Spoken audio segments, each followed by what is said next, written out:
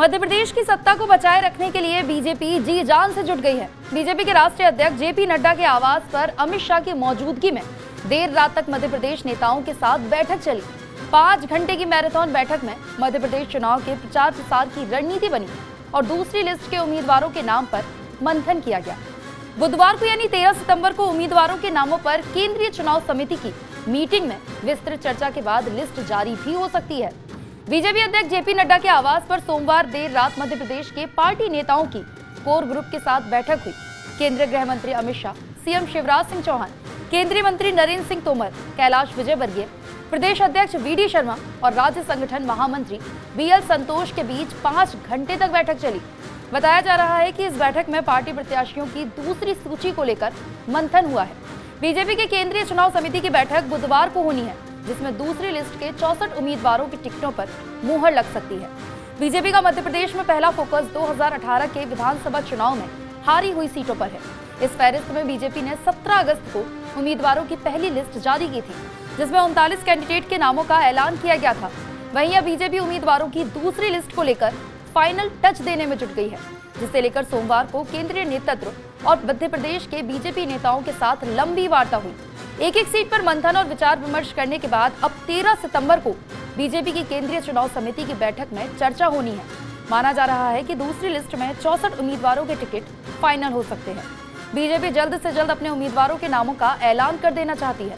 पहली बार विधानसभा चुनाव के 3 महीने पहले उम्मीदवारों के नामों का ऐलान करना शुरू कर दिया है।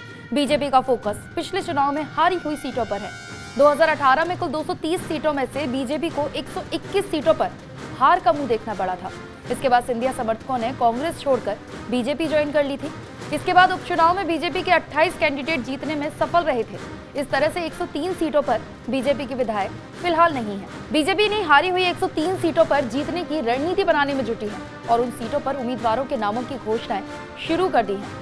इसी कड़ी में बीजेपी ने 17 अगस्त को 39 सीटों के उम्मीदवारों की पहली सूची जारी की थी। ये सभी सीटें ऐसी हैं जहां पर बीजेपी को लगातार हार मिलती रही है। कांग्रेस की मजबूत सीटें मानी जाती हैं। दूसरी लिस्ट में भी बीजेपी उन्हीं सीटों पर कैंडिडेट के नामों की घोषणा करने की रूपरेखा बना रही है, जहां पर विपक्ष के विधायक हैं।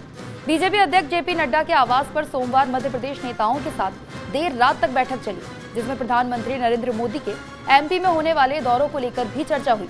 पीएम मोदी ने गुरुवार को यानी 14 सितंबर को सागर जिले को विकास की सौगात से नवाजेंगे। प्रधानमंत्री बीना रिफाइनरी में 50,000 करोड़ के इन्वेस्टमेंट प्रोजेक्ट की आधारशिला रखेंगे। इसके अलावा 18 सितंबर को ओमकारेश्वर में आदि गुरु शंकराचार्य की 108 फीट ऊंची प्रतिमा के अनावरण कार्यक्रम में पीएम शिरकत कर सकते हैं। प्रदेश भर के सियासी माहौल बनाने के लिए बीजेपी नेतृत्व ने जन आशीर्वाद यात्रा की शुरुआत की। 3 सितंबर से 5 जन आशीर्वाद यात्राएं निकाली गई हैं, जिसका समापन भोपाल में 24 सितंबर को होगा। इस दौरान राज्य के मंत्रियों के साथ केंद्रीय मंत्री भी यात्रा में शामिल हो रहे हैं और जन संबोधन के जरिए जनता को लुभाने की जुगत में लगे हैं। 25 सितंबर को नरेंद्र मोदी भोपाल के जम्बूरी मैदान पर आयोजित होने वाले कार्यकर्ता महाकुंभ में शामिल होंगे।